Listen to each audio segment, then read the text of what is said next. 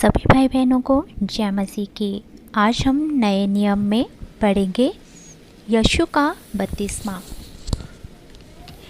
तब यीशु गलील से यरदन के किनारे यूहन्ना के पास आया कि उसे बपतिस्मा दें, परंतु यूहन्ना यह कहकर उसे रोकने लगा, मुझसे तो तुमसे बपतिस्मा लेने की आवश्यकता है और तू मेरे पास आया है। परंतु यीशु ने उत्तर दिया, इस समय ऐसे ही होने दें, क्योंकि हमारे लिए उचित है कि इसी प्रकार सारी धार्मिकता को पूर्ण करें। तब उसने उसकी बात मान ली। बपतिस्मा लेने के पश्चात यीशु तुरंत पानी से बाहर आया और देखो, आकाश खुल गया और परमेश्वर के आत्मा को कबूतर की भांति उतरते और अपने ऊपर आते देखा। देखो, यह भविष्यवाणी हुई, यह मेरा प्रिय पुत्र है जिससे मैं अति प्रसन्न हूँ। यीशु की परीक्षा। जब आत्मा यीशु को जंगल में ले गया कि शैतान द्वारा उसकी परीक्षा हो, जब वह 40 दिन और 40 रात उपवास कर चुके थे और उन्हें भूख लगी, तो परखने वाले ने निकट आकर उससे कहा, यदि तू परमेश्वर का पुत्र है तो आज्ञा दे कि पत्थर रोटियां बन जाए। पर उसने उत्तर दिया, यह लिखा है, मनुष्य केवल रोटी से ही नहीं परंतु हर एक वचन से जो परमेश्वर के मुख से निकलता है उससे जीवित रहेगा।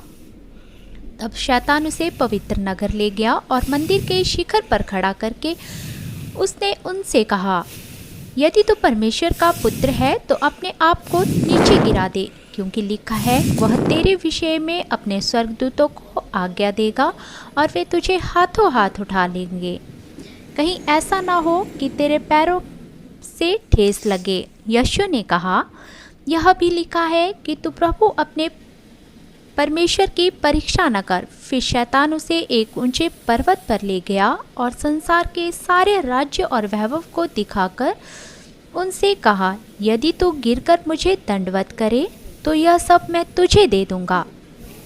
तब यीशु ने कहा, हे शैतान, दूर हट, क्योंकि लिखा है, तू प्रभु अपने परमेश्वर को दंडवत कर और केवल उसी की सेवा कर। तब शैतान उसे छोड़कर चला गया और देखो, स्वर्गदूत आकर उसकी सेवा टहल करने लगे। प्रथम चेलों का बुलाया जाना। गलील की झील के किनारे चलते हुए उनसे दो भाइयों अर्थात शमौन और जो पतरस कहलाता था और उसके भाई अंद्रियास जो झील में जाल डालते देखा। वे तो मछुए थे। उसने उनसे कहा, मेरे पीछे चलो, मैं तुम्हें मनुष्यों के मछुए बनाऊंगा। वे तुरंत जालों को छोड़कर उनके पीछे चल पड़े। वहाँ से आगे बढ़कर उसने अन्य दो भाइयों अर्थात जब्दी के पुत्र याकूब और उसके भाई यूहन्ना को देखा, जो अपने पिता जब्दी के साथ नाव पर जालों को सुधार रहे थे।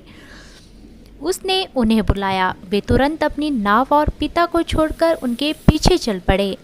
यीशु सारे गलील में फिरता हुआ उनसे आराधनालयों में उपदेश करता, राज्य का सुसमाचार प्रचार करता और लोगों की हर प्रकार की बीमारी, हर प्रकार की दुर्बलता को दूर करता फिरा। और उसकी चर्चा संपूर्ण सीरिया में फैल गई और लोग सब बीमारों को, जो भी विभिन्न प्रकार की बीमारियों तथा दुखों से ग्रसित थे और जिनमें दुष्ट आत्माएं थी, मिर्गी वालों को, लकवे के मारे हुए लोगों को, सबको उनके पास लाए और उन्हें चंगा किया। और गलील की दिकापुलिस और यरूशलेम और यहूदिया और यरदन नदी के पार से भीड़ की भीड़ उनके पीछे चल पड़ी। मैं विश्वास करती हूँ कि प्रभु के दिए हुए वचन हमारी ज़िंदगी में भी इसी तरह से काम करें। आमीन।